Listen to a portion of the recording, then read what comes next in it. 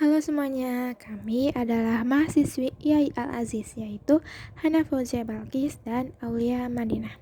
Di sini kami akan menyampaikan sebuah materi tentang salah satu akad pertukaran, yaitu ijarah. Oke, langsung saja ke pemateri yang pertama, yaitu Aulia Madinah. Yang pertama, ada pengertian ijaroh. Ijaroh secara bahasa artinya upah, sewa, jasa, atau imbalan. Sedangkan secara istilah, ijaroh adalah kegiatan muamalah dalam memenuhi kebutuhan hidup manusia dengan cara sewa-menyewa, kontrak, dan menjual jasa. Contohnya itu ada penyewaan tenda dan gedung pernikahan, mengontrak rumah, atau penjualan jasa transportasi atau ojek. Nah, dari pengertian di atas, disimpulkan ijarah adalah suatu akad pemindahan hak pakai yang berarti hanya manfaatnya saja atas barang atau jasa dalam waktu tertentu dengan imbalan tertentu dan tidak dapat diikuti pemindahan hak kepemilikan atas barang yang disewa tersebut. Di sini selanjutnya ada macam-macam ijarah. Ijarah berdasarkan objeknya ada dua, yaitu ijarah barang dan ijarah atas pekerjaan. Yang pertama ada ijarah barang atau sewa-menyewa barang seperti rumah, kendaraan, atau barang lainnya yang memiliki manfaat. Dan yang kedua ada ijarah atas pekerjaan yang lebih dikenal sebagai jual beli jasa dengan cara memperkerjakan orang yang melakukan suatu pekerjaan. Nah, misalnya itu seperti buruh bangunan, menyewa pengacara, dan tukang ojek. Selanjutnya, di sini ada dasar hukum ijarah. Ijarah dalam hukum Islam, hukumnya boleh. Dasar hukumnya adalah Quran surat Al-Baqarah ayat 233 dan Al-Qasas ayat 26 dan surat Az-Zukhruf ayat 32 dan surat At-Talaq ayat 6 dan beberapa hadis. Ijarah dalam Islam hukumnya boleh. Hal ini dapat disampaikan pada surat Al-Qasas ayat 6 ayat 26, yaitu adalah seorang dari dua wanita itu berkata, "Wahai bapakku, ambillah dia sebagai orang yang bekerja atau pada kita, karena sesungguhnya orang yang paling baik yang kamu ambil untuk bekerja ialah orang yang paling kuat dan yang kuat lagi dapat dipercaya." Ayat ini dapat ditafsirkan sebagai kebolehan seorang mempekerjakan orang lain untuk melakukan sesuatu dengan syarat membayar upah secara layak. Hal ini tentu merujuk pada adanya jasa orang lain yang diberikan dan adanya kewajiban membayar atas jasa yang diterima. Nah, selain ayat dari Al-Quran yang di atas, terdapat pula dalil hadis tentang ijarah, yaitu diriwayatkan dari Ibnu Abbas bahwa Rasulullah Shallallahu Alaihi Wasallam bersabda, "Berbekamlah kamu, kemudian berikanlah olehmu upahnya kepada tukang bekam itu." Hadis riwayat Bukhari dan Muslim. Selanjutnya ada dalil hadis selanjutnya dari Ibnu Umar bahwa Rasulullah Shallallahu Alaihi Wasallam bersabda, "Berikanlah upah dan pekerjaan sebelum keringat kering." Hadis riwayat Ibnu Majah. Dan selanjutnya ada rukun dan syarat ijarah.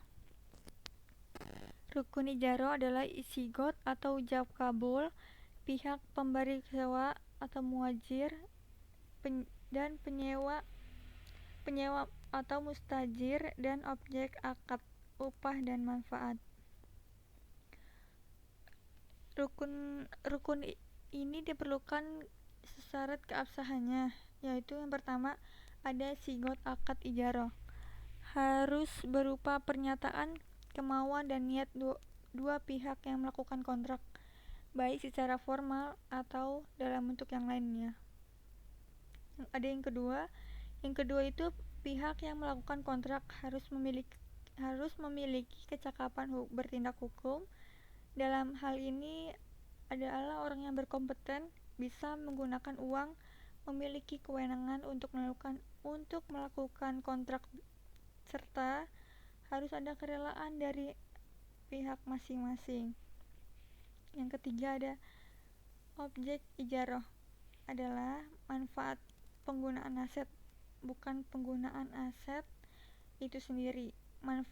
Manfaatnya harus bisa dinilai dan pemenuhan manfaat itu diperbolehkan oleh syara'.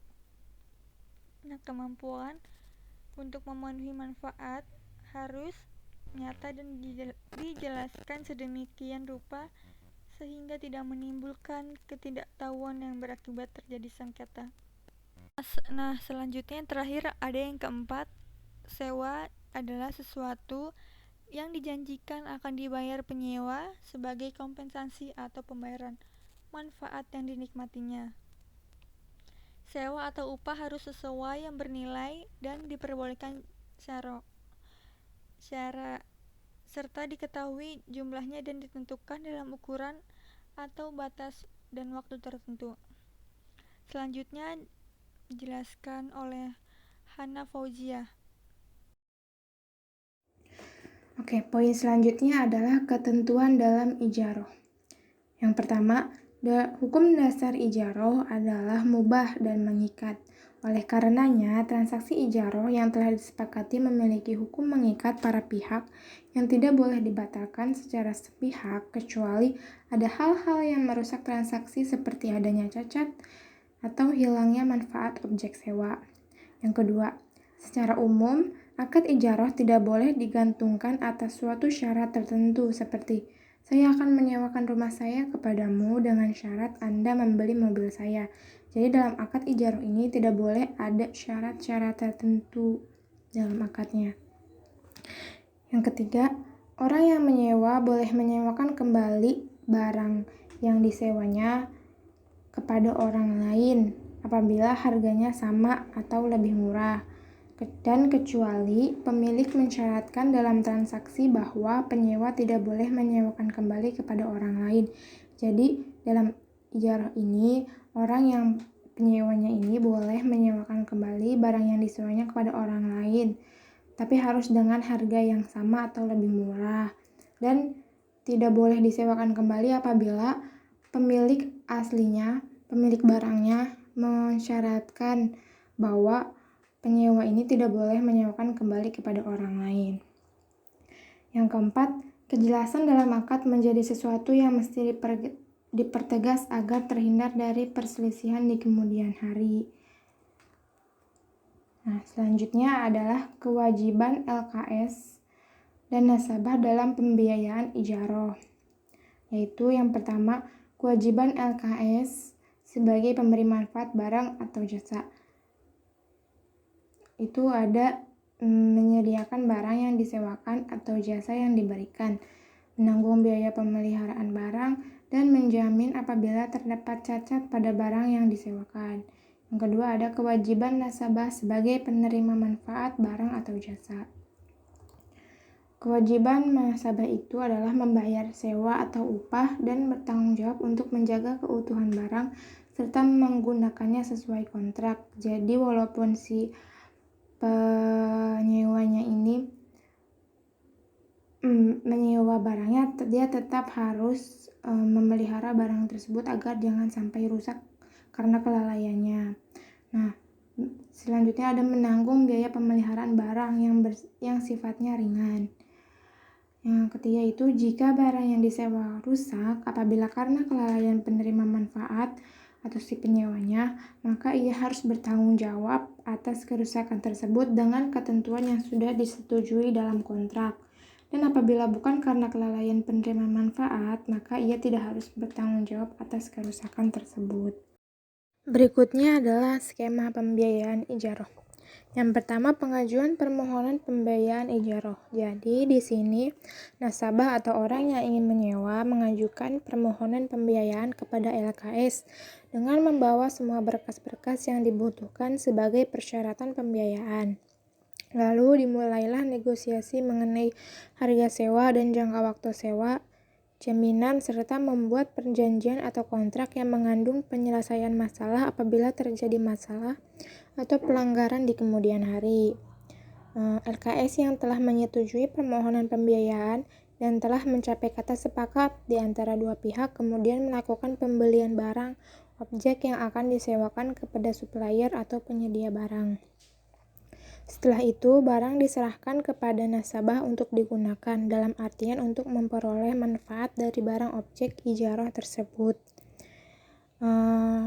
Nasabah kemudian membayar uang sewa setiap bulan secara berkala sampai batas waktu yang ditentukan.